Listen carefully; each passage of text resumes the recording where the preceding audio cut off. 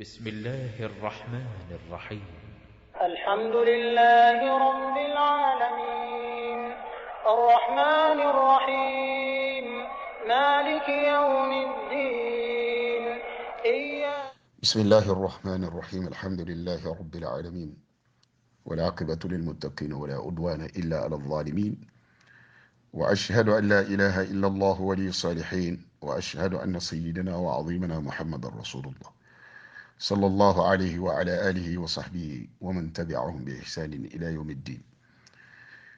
Louange à Allah le miséricordieux par essence et par excellence, nous attestons qu'il y a un point de divinité digne d'être adoré hormis Allah, l'unique sans associé. Nous attestons que Muhammad sallallahu alayhi wa sallam est son serviteur et son messager, que la paix et le salut d'Allah soient sur lui, sur sa famille, sur ses compagnons et sur tous ceux qui suivent ses enseignements jusqu'au jour de la rétribution. Chers frères et sœurs, assalamu alaikum wa rahmatullahi wa barakatuh. Nous sommes à la porte du mois de Ramadan. Et il est important que le musulman puisse avoir quelques conseils avant de commencer ce mois de Ramadan dans les meilleures conditions. Et la meilleure des choses que le musulman doit connaître, c'est le début, les indices qui lui permettent de commencer le mois de Ramadan, qui est la vision de la croissance et du croissant lunaire. Également, il faudrait qu'il puisse savoir combien de jours le Ramadan couvre et le temps prévu pour chaque jeûne de Ramadan. C'est dans cela que Allah subhanahu wa ta'ala dit فَمَنْ شَهِدَ مِنْكُمُ الشَّهْرَ فَلْيَصُمْهُ. Quiconque voit le croissant lunaire, qu'il jeûne. Cela veut dire que on ne peut jamais commencer par jeûner sans observer l'apparition du croissant lunaire. Mais est-ce que c'est tout le monde qui doit voir? C'est impossible. Certes, quand on regarde la phrase qui dit « Faman shahida », quiconque voit, c'est ce qu'Allah dit. Mais est-ce que nous tous, nous pouvons voir? Non. Même le prophète sallallahu alayhi wa sallam, à son temps, on voit et on dit au prophète. Et il jeûne. Donc, c'est là que les savants se sont divisés. Certains ont dit, si vous êtes dans une seule zone et que certains ont vu, alors si vous êtes sûr, vous savez qu'ils sont sincères, alors vous jeûnez. Cela devient une obligation. Mais si personne n'a vu dans votre localité et qu'on a dit qu'on a vu dans une autre localité et vous avez le même temps, le climat ne change pas, vous n'avez pas de décalage d'heure, alors, c'est-à-dire le décalage est très important.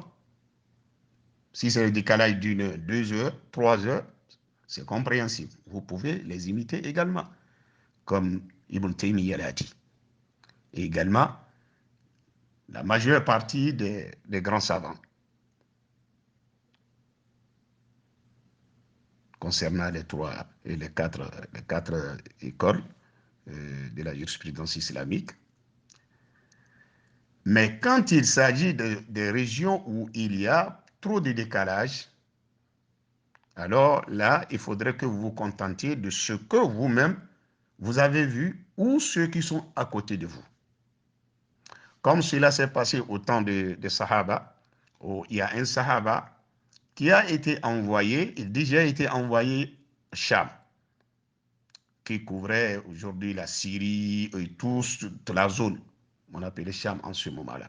Donc c'est là-bas le khilafa était, et c'était Muawiyah qui était khalifa. Donc la mère d'Abdullah ibn Abbas l'avait envoyé aller voir Muawiyah pour quelque chose. Donc il dit quand je suis parti, là je suis resté là-bas pour accomplir la mission et que le Ramadan m'a surpris là. Ils ont vu la lune un samedi, j'ai commencé avec eux, mais je ne suis revenu à Médine qu'à la fin, vers la fin du mois. Mais quand je suis venu, Ibn Abbas m'a demandé, Abdullah Ibn Abbas, quand est-ce que vous avez vu? Je lui ai dit, nous l'avons vu le samedi. Et Abdullah Ibn Abbas dit, mais nous l'avons vu le vendredi. Donc c'est pourquoi nous allons continuer le jeûne jusqu'au 30, ou que la lune apparaisse pour nous. J'ai demandé à Ibn Abbas, ne peut-on pas se contenter de la vision chez Muawiyah, c'est-à-dire ce que les gens de Cham ont vu? Et nous tous, nous savons qu'entre Cham et Médine, la Syrie, toute la zone, c'est plus de 1000 kilomètres. Ibn Abbas dit non, on ne peut pas se contenter de ce qu'ils ont vu, parce que c'est en cela que le prophète sallallahu alayhi wa sallam nous a, c'est ce dont il nous a ordonné. Parce que le prophète sallallahu alayhi wa sallam dit, Soumu li ru'yatihi, jeûnez quand vous le voyez, wa aftiru li ru'yatihi, et rompez quand vous le voyez. C'est-à-dire quand vous voyez le croissant lunaire, commencez par jeûner. Si vous ne voyez, à la fin, il faut observer également le croissant, c'est-à-dire le croissant de Shawwal.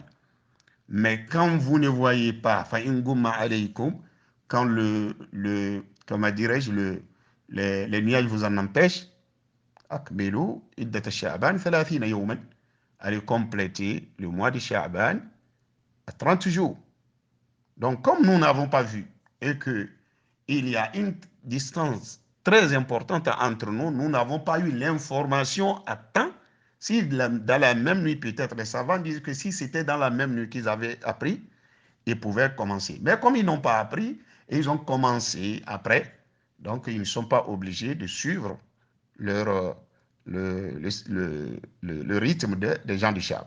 Il dit, comme le prophète l'a dit, de compléter. Nous avons complété le Shabbat et nous allons continuer jusqu'à ce que la lune apparaisse ou qu'on continue jusqu'à 30 jours également de Ramadan. Donc voilà ce qui est important dans ce moment-là. Et chaque jour de Ramadan, le musulman doit savoir que Allah subhanahu wa ta'ala dit فَكُلُوا وَاشْرَبُوا حَتَّى يَتَبَيَّنَ لَكُمْ الْخَيْطُ الْأَبْيَضُ مِنَ الْخَيْطِ الْأَسْوَدِ مِنَ الْفَجْرِ. Mangez, buvez jusqu'à ce que vous arriviez à identifier le fil blanc du fil noir.